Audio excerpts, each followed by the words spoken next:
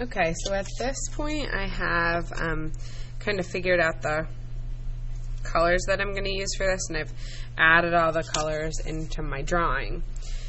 So I have this palette right here, and what I've done is I've just taken my Prismacolors and I've tried out some different colors next to them, because I'm going to choose a background color. I could try a few more of them. Do I like this blue next to them? Remember, make sure you put this on top of something so it doesn't bleed on top of the table. Do I like that one?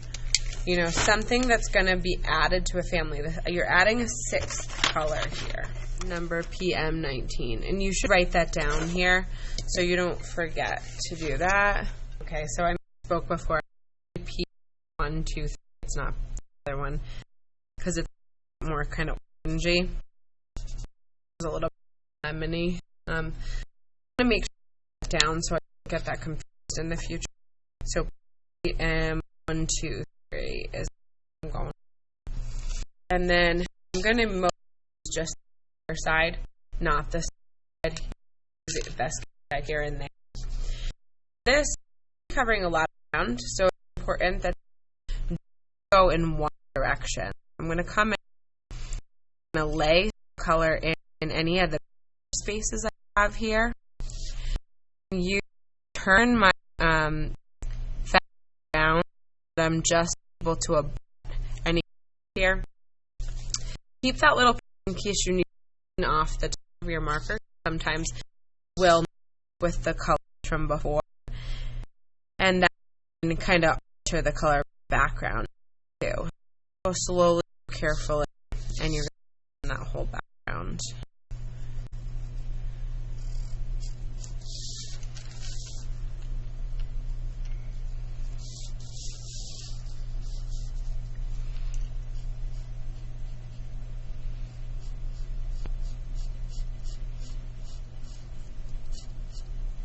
Oops.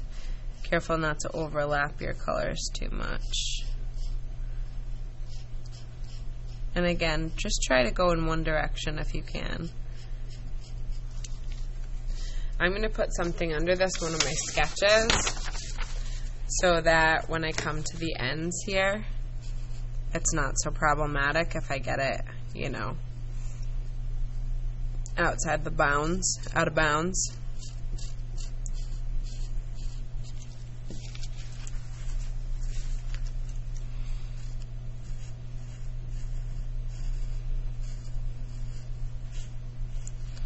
Again, just go carefully, be nice to the markers, don't scrub with them. And, you know, you can clean them off every once in a while.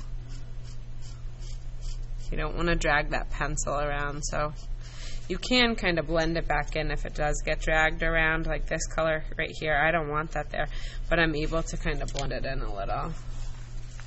If you went outside the bounds of, outside the lines of your drawing.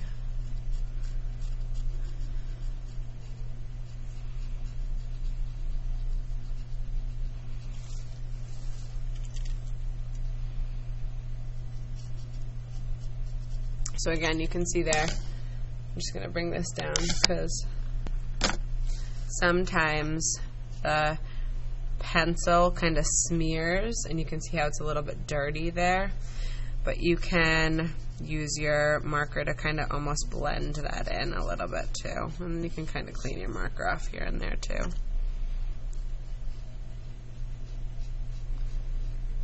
You can go sideways if you've got small areas.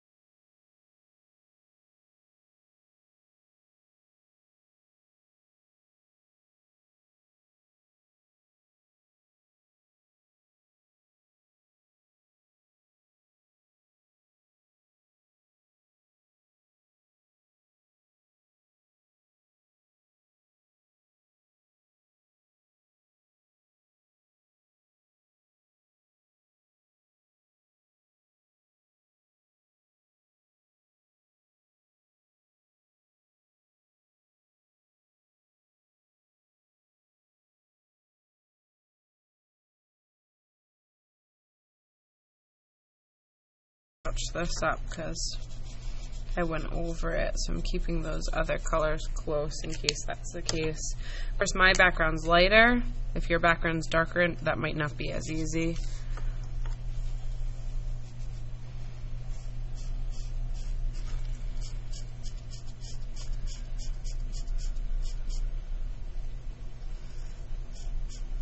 Oh, I did it again.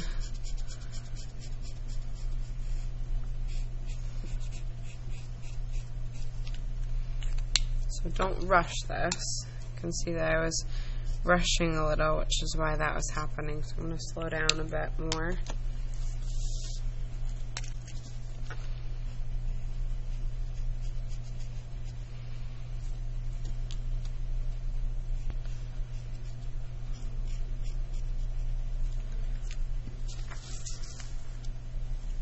And all this is kind of dirty under here, but when we add the color, it should be able to clean it up a little. If yours is really dirty, you may decide to do a darker color for your background too. You can consider that. But the yellow actually is helping a bit. And I'll go back into any areas that were particularly dirty and see if I can blend the dirt out with the, it's really graphite, it's not dirt, but blend the graphite out with my marker too. Just one direction. I have to keep reminding myself. So if I have to keep reminding myself, you might have to keep reminding yourself too. And I'll